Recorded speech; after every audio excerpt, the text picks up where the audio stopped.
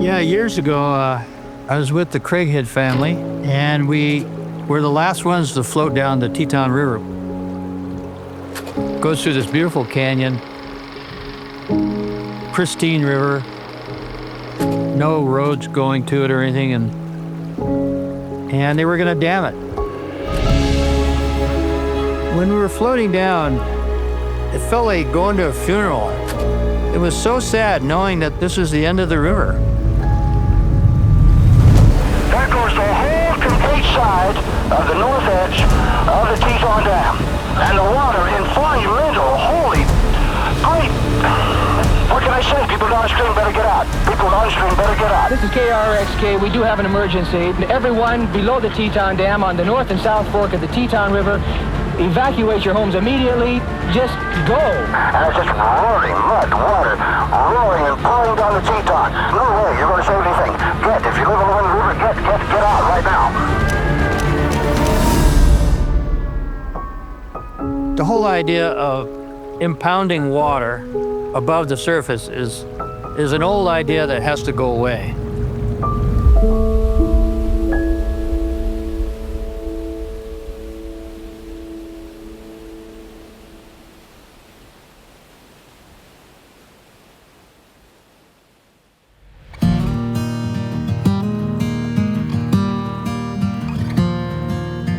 I think rivers have a soul, and it's easier for me to feel a wild river than to actually describe it. Everything seems right, and in today's world, it's a really rare thing when you can feel like you're in your natural environment. That's what wild rivers are to me.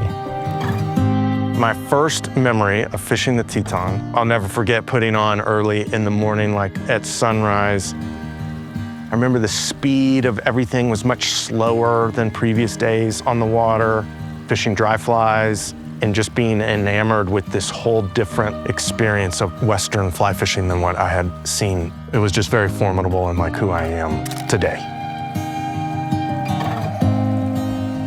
I kind of see the Teton River as my lifetime river. This is where I live, it's where I work. I chose small town life over big city life for a reason, and the Teton River is just that place that drew me here and something that kept me here. Come out, big fish.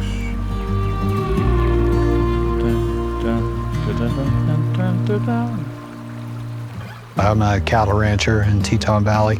Just across the river from where we're standing is where I've lived my entire life. So I've never had a life where I didn't live right next to this kind of beauty.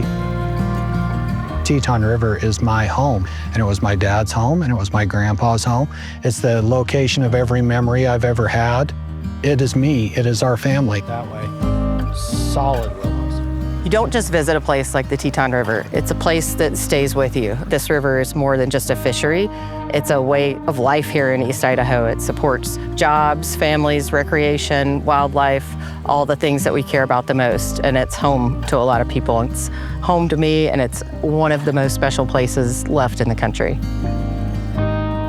The Teton River watershed is in southeast Idaho, and it drains the Teton mountain range and the Big Hole mountain range. It is unique in its characterization that it is this headwaters, free-flowing river, and we have all of these different ecosystems from high elevation mountain streams to the wetlands that surround the upper Teton River, going down through the Teton River Canyon all the way to the Henry's Fork, where it meets the Snake and then flows to the ocean.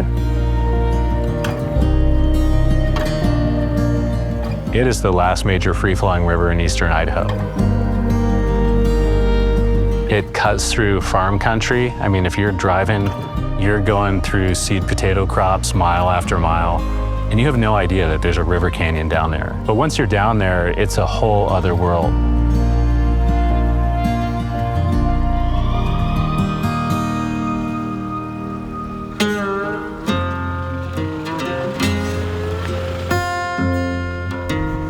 So from top to bottom, it definitely is a unique river in that it offers a lot of like dynamicy and different fishing experiences. So you've got the upper valley section, slow, meandering, spring creeky, ultra clear flows, spooky fish, technical dry flat fishing, head hunting, lush and green, where then it drops into this gnarly whitewater canyon where it picks up some tributary influence, where the whole DNA of the river changes into this gnarly, inaccessible, whitewater, boulder, rattlesnake, hot, dry experience where we rappel rafts down 1,000 vertical feet to the river bottom, fishing big foam dry flies for cutthroats or dry droppers or streamers on cut banks, rock walls and ledges.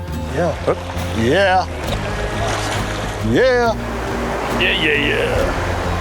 There's very few places in the West where you can go on a fly fishing adventure and really see it in snapshots of time where it hasn't changed. Teton is one of the last places where you can see native fish in a native habitat and have been here since the last ice age. Teton River drainage itself is home to over 60 of our native species in Idaho that are our greatest conservation need. And they range from invertebrates all the way to birds and big ungulates. Lots of different species are covered under that. It's not just famous for its Yellowstone cutthroat trout fishery. Pretty much all the elk and mule deer on the west side of the Teton Range, they go down into the Teton River Canyon during the wintertime. There's about 700 elk and 2,400 mule deer that spend the winter in the Teton River Canyon. That's where life congregates. There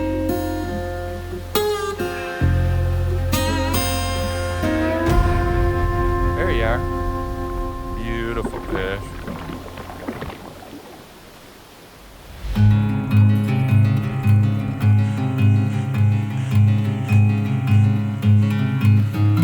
The Teton River really is the lifeblood of this community. Whether you're a fourth generation farming and ranching family, whether you turn on your tap to get a glass of water, the Teton River and its tributaries, this watershed, impact everyone. The economic driver of the resource is uber important to the entire Teton Valley community. Restaurants, fly shops, outfitters, hotels, bars, gas stations, anything and everything is influenced by that watershed that is the main vein of water through this valley. I tell this to people all the time, if you want to have an appreciation of water, haul water to cattle in August, because you can't imagine how important it is to them and how much they need. You will take for granted every day of the week a stream like Teton River or the creeks on the other side of the river flowing by you 24 hours a day, until you have to put that in a hose and put that in a tank and haul that somewhere. You'll have a whole new appreciation for water. There's environmental pressures, changes in weather patterns, radical differences in snowpack levels, large rain events, flood events, drought. It just seems to me that we're seeing those more regularly. A changing climate is a threat to a headwaters that is snowmelt dominated. Less snow equals less water in the spring. Increased development is one of the biggest impacts because more people, less water to go around. The Upper Snake River Plain is one of the most important and fertile agricultural regions in the West. It's an over-appropriated river system. There's not enough water to meet all the demands on it. Teton Basin is the headwaters for the Snake and ultimately the Columbia. And we are junior to all of those downstream water users. Pretty much every major tributary to the Snake has been radically altered by dams, by agriculture, by growing municipalities, except for one. And that's the Teton.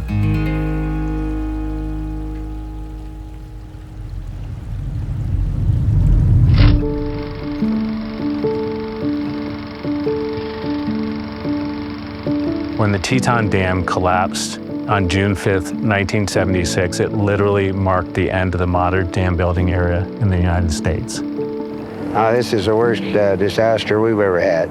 Looks like a bloody mess. It's terrible, worst thing I've ever seen. Just being scared.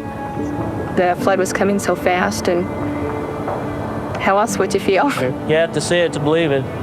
You can take pictures to show people pictures, but they'd never believe it until they seen it themselves.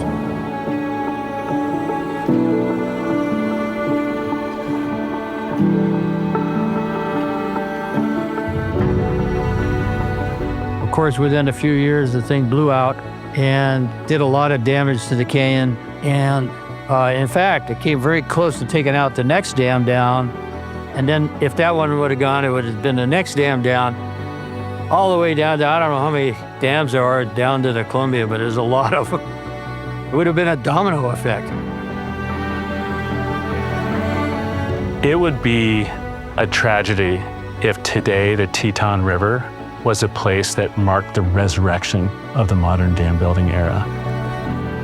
So even though the dam failed in 1976, it is still an authorized location where a dam could be built. And so that idea of a solution hasn't gone away. You know, it disrupts wildlife. It's a great cutthroat fishery. And so now they're talking about rebuilding it again. I mean, give me a break. It's so stupid. I mean, dams destroy rivers. The first emotion that comes to me is disappointment. Because we tried it 50 years ago. It didn't work. That canyon is just a gem, and there's nothing like it. Canyon walls and habitat, the awesome fishery that's down there. It's just super special.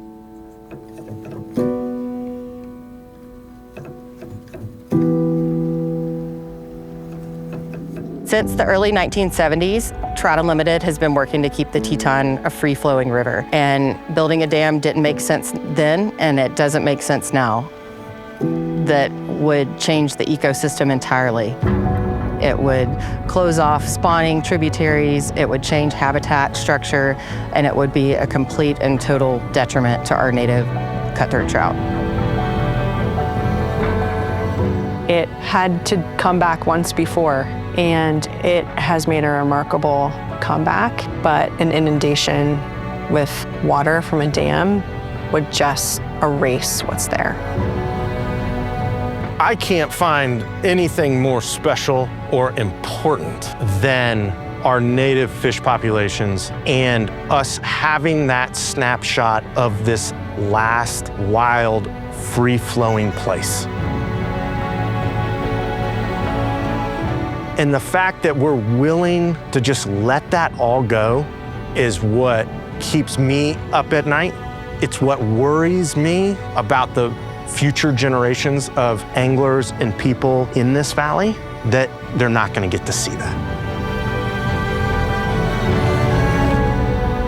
Something that was tried 50 years ago, we're going to bring that back up. Let's find something that works for everyone.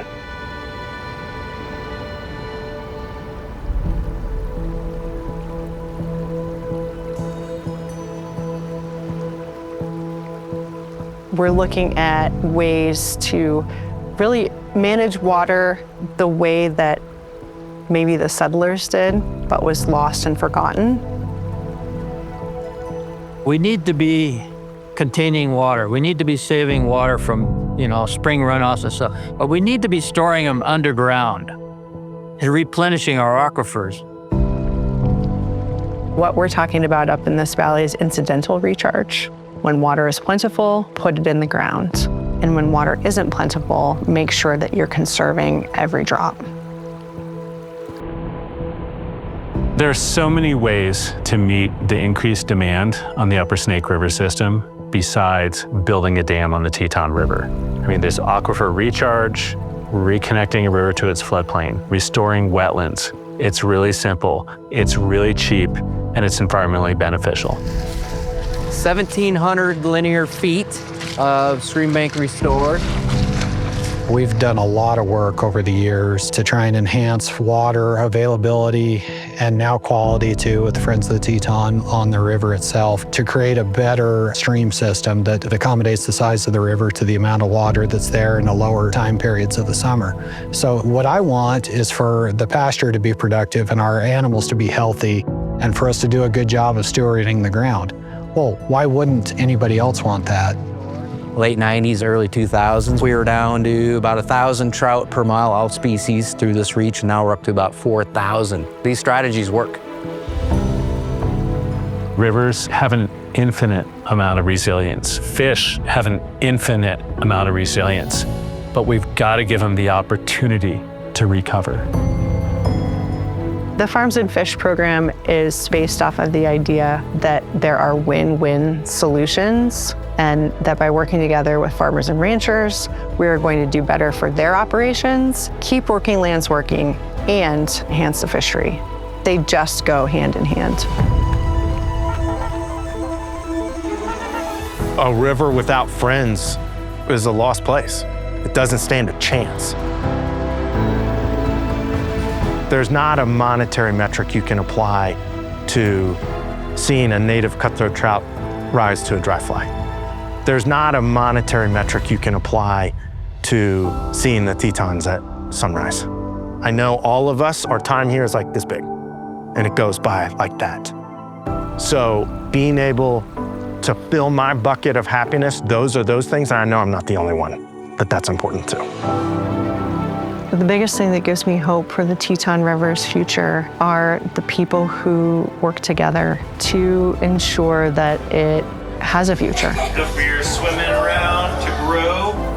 What is happening in the Teton River Valley, where conservationists and farmers and irrigators are coming together with innovative solutions to meet each other's needs without building big dams in a way that satisfies all of them while not just protecting the river, but restoring it.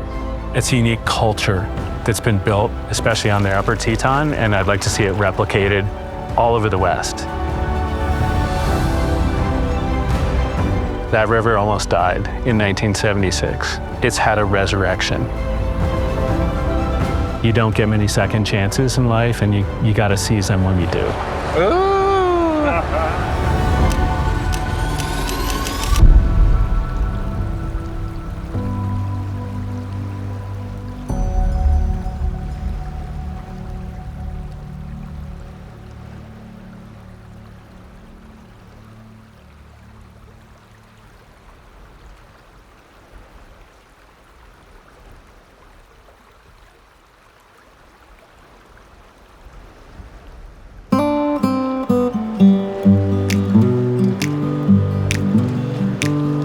Yeah. Good work, gang.